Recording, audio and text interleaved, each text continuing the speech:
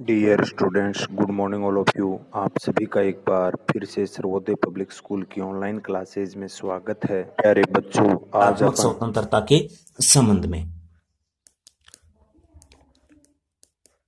सकारात्मक स्वतंत्रता कि ये सकारात्मक स्वतंत्रता कौन सी है।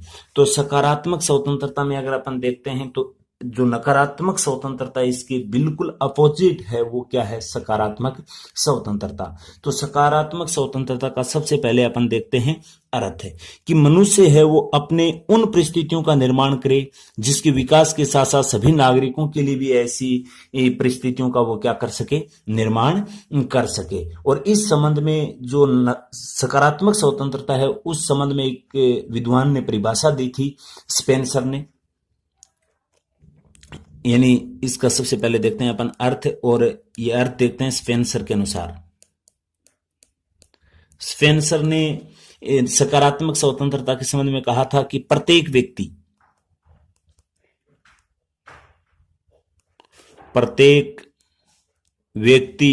वह सब कुछ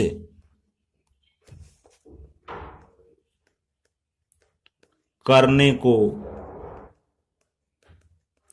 स्वतंत्र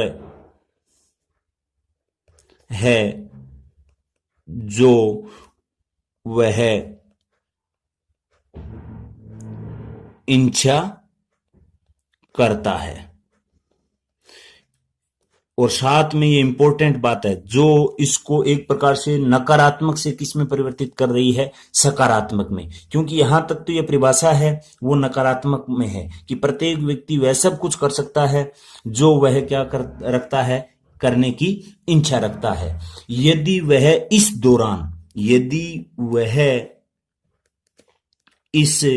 दौरान ये इसको सकारात्मक रूप में परिवर्तित कर रही है परिभाषा, ये वह इस दौरान अन्य व्यक्ति या अपन कह सकते हैं समाज, व्यक्ति या समाज की सम्मान, स्वतंत्रता का हनन नहीं करता हो। यानी प्रत्येक व्यक्ति को अपनी इच्छा के अनुसार कार्य करने की स्वतंत्रता दी जानी चाहिए। ये बिल्कुल स्पेंसर का मानना था कि प्रत्येक व्यक्ति को उसकी इच्छा के अनुसार कार्य करने की छूट देनी चाहिए, उस पर बंधन नहीं होने चाहिए, लेकिन साथ में उस दौरान ये भी निश्चित होना चाहिए कि वो अपनी इच्छा के अनुसार कार्य कर रहा है तो दूसरे व्यक्ति के समान स्वतंत्रता का हनन वो करता हुआ नहीं पाया जाना चाहिए, या वो दूसरे की किसी भी अधिकार का वो हनन नहीं करना चाहिए। ये परिभाषा है, ये किस रूप में आती है, सकारात्मक स्वतंत्रता के रूप में आती है। और इस संबंध में ही अपने जो देश के एक महान, अपन कह सकते हैं दार्शनिक, कह सकते हैं स्वतंत्रता सेनानी, कह सकते हैं जो महात्मा गांधी थे, उन्होंने भी स्वतंत्रता को नियंत्रण के अभाव के रूप में नहीं बल्कि एक व्यक्तित्व विकास की व्यवस्था को प्राप्त करने की दृष्टि से देखते थे।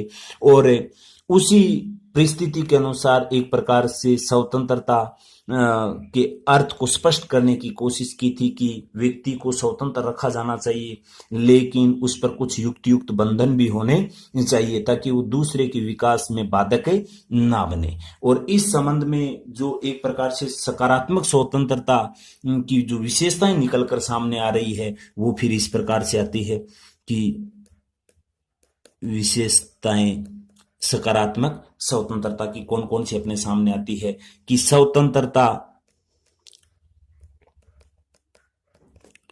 पर युक्त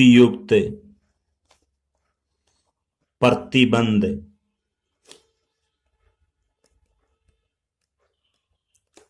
आवश्यक हैं। यानी कि व्यक्ति की स्वतंत्रता पर कुछ बंधन होने आवश्यक हैं। यानी प्रत्येक व्यक्ति को स्वतंत्रता मिलनी चाहिए लेकिन उस पर युक्त बंधन होने चाहिए ताकि वो दूसरे के विकास में क्या नहीं बने, बाधक नहीं बने, अर्थात दूसरे की स्वतंत्रता का किसी भी प्रकार से वो क्या नहीं करे, हनन नहीं करे। क्योंकि अपन अच्छे से जानते हैं, साथ में ये भी एक विशेषता सामने आती है अपने की व व्यक्ति के हित होते हैं वो परस्पर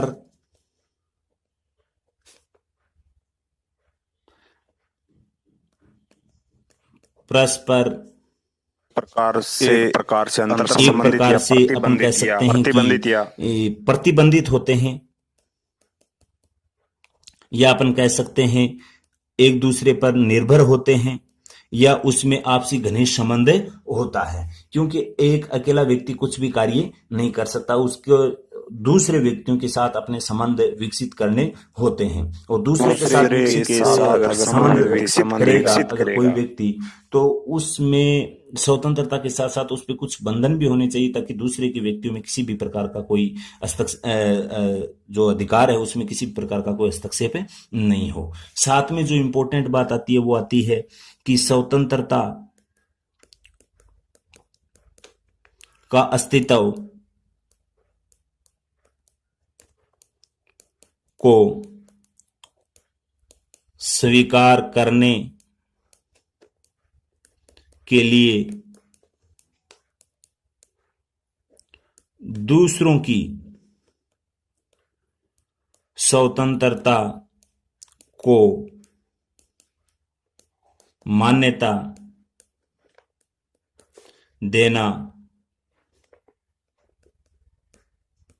आवश्यक होता है। यानी कि अपन तभी उम्मीद कर सकते हैं जब अपन दूसरे की स्वतंत्रता का क्या करते हैं, सम्मान करते हैं, उसको दूसरे व्यक्ति को स्वतंत्रता देते हैं, तभी अपने को क्या मिल सकती है, स्वतंत्रता मिल सकती है। और स्वतंत्रता का सही स्वरूप अगर अपन देखते हैं तो वो होता है राज्य में जो नियम कानून होते हैं उनकी अनुपालना करना। यानी स्वतंत्रता का जो सही स्वरूप होता है वो होता है जो अपने राज्य द्वारा बनाए गए जो नियम कानून हैं, राज्य के द्वारा बनाए गए नियम कानून की अनुपालना करना होता है। यह अपन को ध्यान में रखना है। तो आज अपन ने पढ़ा स्वतंत्रता का अर्थ और स्वतंत्रता के अर्थ के अनुसार जो अपने सामने दो स्वरूप आए, सकारात्मक और नकारात्मक स्वतंत्रता के संबंध में, उसके बारे में। और आज के लिए इतना ही। कल अपन जो पढ़ेंगे वो पढ़ेंगे स्वतंत्रता के जो विभिन्न प्रकार अपने सामने आते हैं उनके संबंध में, और उसके बाद में जो इसी लेसन में जो सेकंड पार्ट है इक्वलिटी समानता, उसके संबंध में। आज के लिए इतना ही। धन्यवाद।